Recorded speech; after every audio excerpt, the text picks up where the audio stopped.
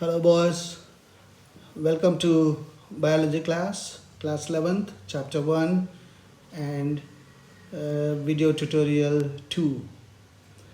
As you may recollect, we were discussing in our last session about how to give names to plants and animals. And to help your memory to recollect, we said that every plant and animal will have two words in the name. Name is one, but two words will be there.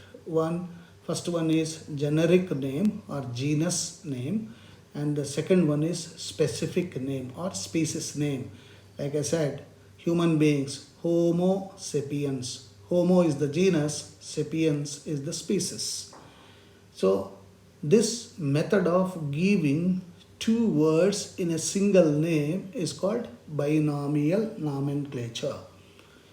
And this helps us to further classify and help in identification of all the living organisms. This process of classification is called taxonomy. So, how to define the word taxonomy? All living organisms are classified into various groups based on their characteristics according to the principles of identification, nomenclature, and classification. This branch of study is known as taxonomy. So it talks about external structures, internal structures, cell structure, development, ecological information, surroundings. So this is the basis for modern taxonomy. And we also have what is called another science called systematics. So systematics is the science that deals with the diversity of organisms and their comparative and evolutionary relationships. I repeat, comparative and evolutionary relationships based on grouping of organisms at every level of classification, right from species to the kingdom. So when we talk of systemics, we need to organize stepwise the all possible divisions, and this way of arranging all possible divisions in the form of a ladder is called hierarchy. So we call it taxonomic hierarchy. So it's the arrangement of various levels or groups, taxa. What are those various levels? First, the lower one, at the lowest, at the bottom, species. And the next one, genus. Then family. Then order. Then class. Then phylum. So in case of animals, we say phylum. In case of plants, we say division. And finally, as a kingdom. So let us define one by one. First, we talk of species. A species is a group of individuals with similar morphological characters which are able to breed among themselves and produce similar kind. So here there are two conditions. One, morphologically similar. That is one. Second, it should be of same type, similar kind. Second, genus. Now let's see some of the species here. Group of individuals having fundamental similarities and successfully reproduction takes place among themselves. So distinct morphological difference is there between two closely related species. Look at the diagrams. Panthera tigris, Panthera leo, and here in the photos you can see both brinjal and potato. Solanum tuberosum, Solanum nigrum. So here the species is tuberosum and nigrum, but look at that physically how different they are, yet they exhibit similar characters. So the genus may have more than one specific epithet. That's why the genus is same. What is the genus name here? Solanum, but the species are many, like Solanum tuberosum, Solanum leo. Similarly, tigris and leo, and these are species, and whereas the genus is only Panthera. Now come to the genus. Genus is the higher category above the species level. Many species join together to form a genus. It is group of species which are related and have fewer characters in common as compared to species. So they are aggregates of closely related species. Look at that Panthera leo, lion, Panthera pardus, leopard, and Panthera tigris, tiger. Here, Panthera is the genus name. Animals which come under genus Panthera share several common features and also differs from another genus Felis. Okay, now we come to family. What is family? Next hierarchy. Family includes one or more related genera differentiated from other related families by certain characteristic differences. It has a group of related genera. So the many genera, genus singular, genera plural, okay, with a less number of similarities. It's characterized on the basis of vegetative and reproductive features. Example, family Solanaceae includes genera Solanum, Petunia, and Datura. Family Felidae includes genera Panthera and Felis. Now we come to the next hierarchy, order. Order is assemblage of many families that exhibit few similar characters. As we go up the ladder, you must be observing that the characters which are similar will be narrowing down. Similar characters will be less in number as we move up. Plants family Convolvulaceae, Solanaceae, the order is Polemoniales. Animals family Felidae, Canidae, come under order Carnivora. Now come to the next one, class. It includes one or more related orders. So a class will have many orders. Example, our own class Mammalia includes order Primata, monkey, gorilla, gibbon, all this belong to primates. And of course, Carnivora. Class Dicotyledonnae includes order Polemoniales and Cephindales, mango. And finally, phylum. It includes many classes with few similarities. Like phylum Chordata includes classes fishes, amphibians, reptilia, aves means birds, and mammalia due to common features. Presence of notochord and dorsal hollow neural system. Notochord, backbone.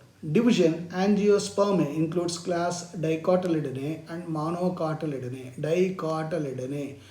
Cotyledonnae is seed covering. Di means two. A seed is covered by two seed covers, then we say dicot. And if a seed is covered by only one, then we say monocotyledonnae. Now finally, kingdom. This is the highest category of both animals and plants.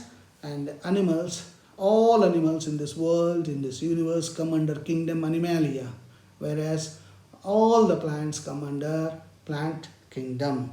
So kingdom includes all organisms that share a set of distinguishing common characters. Plus plants are put in plant kingdom while animals are included in animal kingdom. This is the highest taxonomic category.